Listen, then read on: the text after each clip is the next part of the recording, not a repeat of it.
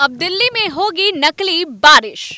Pollution का है एक ही इलाज, क्लाउड सीडिंग करेगा समाधान। दिल्ली वासियों की बचानी है जान तो करना पड़ेगा ये बड़ा काम। लगता है इस बार प्रदूषण से निजात पाने के लिए दिल्ली की सरकार नकली बादलों के जरिए असली बारिश कराएगी। इसकी तैयारी भी हो चुकी है।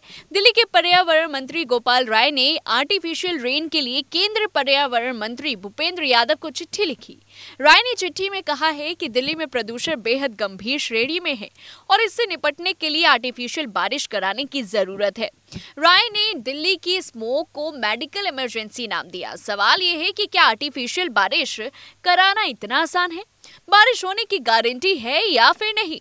इससे कितने दिन प्रदूषण कम होगा? कितना खर्च आएगा? पिछले साल भी दिल्ली सरकार 20 और 21 नवंबर को दिल्ली पर नकली बादलों से असली बारिश की योजना लेकर आई थी। काम की जिम्मेदारी आईआईटी कानपुर को दी गई थी, पर किसी वजह से ऐसा नहीं हुआ। पर क्या इस बार हो पाएगी ये बारिश? इससे कितना खतरा है ये भी जान लीजिए। पहली, हवा की गति और दिशा। दूसरी, आसमान में 40% बादल होने चाहिए। उन बादलों में थोड़ा पानी होना चाहिए। अब इन दोनों स्थितियों में थोड़ी कमी बेसी चल जाती है, लेकिन ज्यादा अंतर हुआ तो दिल्ली पर आर्टिफिशियल बारिश कराने का ट्रायल बेकार हो जाएगा और गलत असर भी हो सकता है। ज्यादा बारिश हो गई तो भी दिक्कत होगी। आर्टिफिशियल बारिश के लिए वैज्ञानिक आसमान में एक तय ऊंचाई पर सिल्वर आयोडाइड, ड्राई आइस और साधारण नमक को बादलों में छोड़ते हैं। इसे क्लाउड सीडिंग कहते हैं। जरूरी नहीं कि इसके लिए विमान से बादलों के बीच उड़ान भरी जाए। यह काम बैलून रॉकेट या ड्रोन से भी कर सकते हैं। इन कामों के लिए बादलों का सही सिलेक्शन जरूरी है। सर्दियों में बादलों में पर्याप्त पानी नहीं होता, इतना नमी नहीं होती कि बादल बने। मौसम ड्राई होगा तो पानी की बूंदें जमीन पर पहुंचने से पहले ही भाप बन जाएंगी। क्लाउड सीडिंग के लिए छोटे सेसना या उसके जैसे विमान से सिल्वर आयोडाइड को हाई प्रेशर वाले घोल का बादलों में छिड़काव होता है और इसके लिए विमान को हवा की दिशा से उल्टी दिशा में भी उड़ाया जाता है। सही बादल से समान होते ही केमिकल छोड़ देते हैं।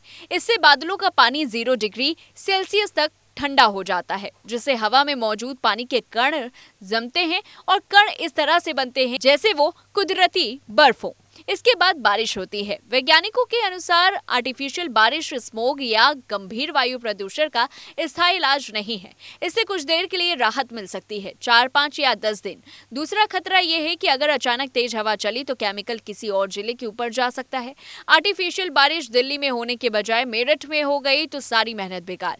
इसलिए बादलों और हवा के सही मूवमेंट की गणना भी जरूरी है। दिल्ली में अगर आर्टिफिशियल बारिश होती है तो उस पर करीब 10 से 15 लाख रुपए का खर्च आएगा।